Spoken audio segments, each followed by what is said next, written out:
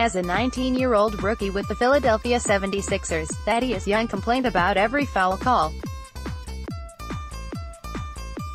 Even if the referees didn't bother listening to him, he would keep going in hopes of getting their attention.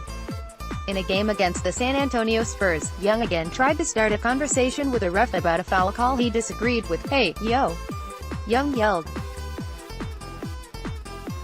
to Duncan, standing next to him at the foul line, shook his head. "Young fella," Duncan told him, "they'll respect you more if you learn their names. Do that, and you might even get a few calls." The exchange was the best advice Young ever received.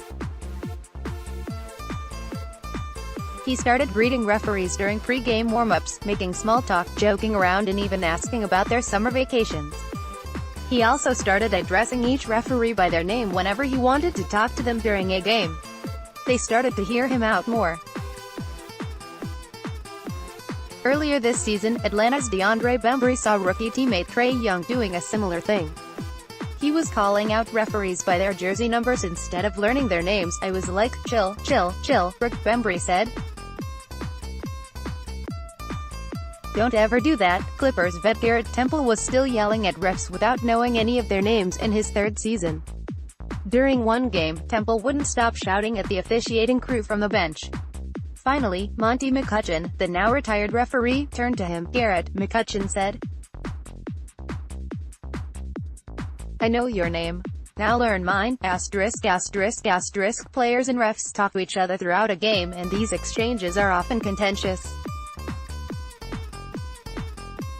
A player is upset about a call that was a made, or a call that wasn't. These moments are more than just flashpoints of frustration. For some players it's an opportunity to start a dialogue with the ref, understand their point of view and engage in a cordial back and forth.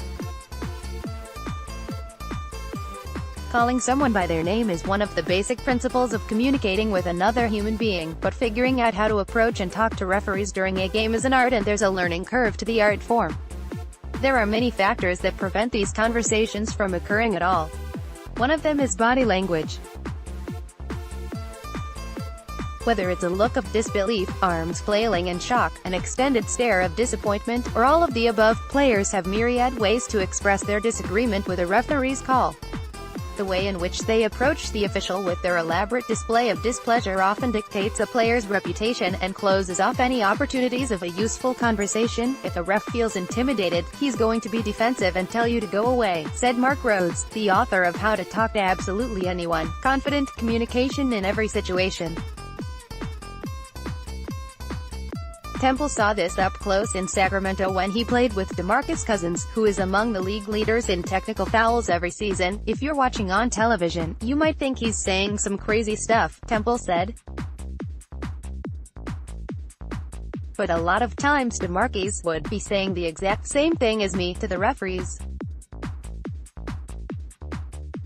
His facial expression would get him a technical foul. Other players take a friendlier approach and have figured out another way to build rapport with the refs by joking around and lightening up the mood." Memphis guard CJ Miles has been in the league long enough that he's developed his own routine of starting a conversation with a ref. "I always tell them, you know, I've never lied to you before," Miles said. "And they're like, you know what? You're right." Young has mastered the art of letting refs know about their mistakes in the most cordial way possible. "I'll say, I'm sorry, that was a bad call," Young said, "but I understand you're not perfect. Even in jest, players can sometimes still cross the line." In 2016, the Kings blew a fourth-quarter lead in Miami and lost in overtime. In a game where Cousins was whistled for 6 fouls in the fourth quarter, Temple felt like Sacramento got the short end of the stick. When he walked off the court in frustration, Temple told one of the refs he would be reporting him to a hotline set up by the Players Association for officiating complaints. It created a rift that Temple had to repair. "I saw him later in the season," Temple said. "I went up to him and told him I didn't report him just to lighten the mood." Asterisk, asterisk, asterisk. Clippers veteran Garrett Temple, seen here with the Grizzlies, has changed his tone over the years. Photo by Stacey Revere, Getty Images. How a player approaches a referee also depends on their personality. Players can be stubborn, and in different ways. I don't want to be all buddy-buddy with them, said fourth-year Grizzlies guard DeLon Wright. And then I'm yelling at them. I'd rather just keep my distance. I don't want to have this fake relationship with them where we have to go back and forth. On the opposite end of the spectrum is his new teammate Mike Conley, who has always taken an interest in talking to refs during a game in order to understand why specific foul calls were made. I ask questions, Conley said. I'll ask, what should I have done better, and then I'll tell them, here's what I thought about the call. Conley has never been assessed a technical foul in his 12 years in the NBA. Refs regularly seek him out before games to let the Grizzlies point guard know how much they appreciate his respectful approach.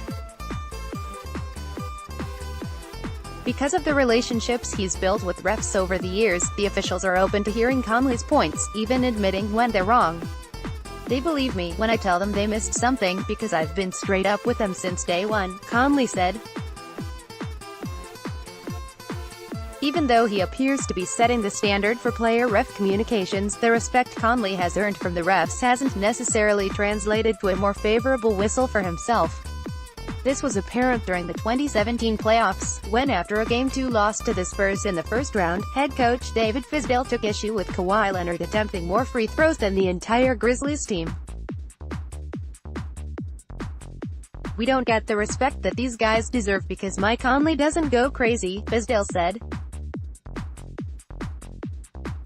He has class and he just plays the game. Throughout his career, teammates and coaches have encouraged Conley to be more demonstrative. Show up the ref, they told him. Take a technical foul. It'll get you a few more calls. Conley has remained steadfast in his own approach, which, in a way, makes him more stubborn than someone like Wright who simply refuses to talk to refs. I just want to do it my way, Conley said. I don't want to be like everyone else and flop everywhere and get technical fouls just to get calls. I was raised to be respectful. I'm not going to change that for a game, ******. While a player's approach can change the in-game dynamic with an official, it also takes a referee amenable to having those exchanges during a game to make them worth having. It isn't always the case. Just like players, sometimes the referees can be sensitive, Bembry said. They can be a little standoffish when they're in their mood. Some players around the league believe younger refs are more likely to call a technical foul for any signs of demonstrative behavior, which often means a player and a ref will get off on the wrong foot, hindering the chances of communication.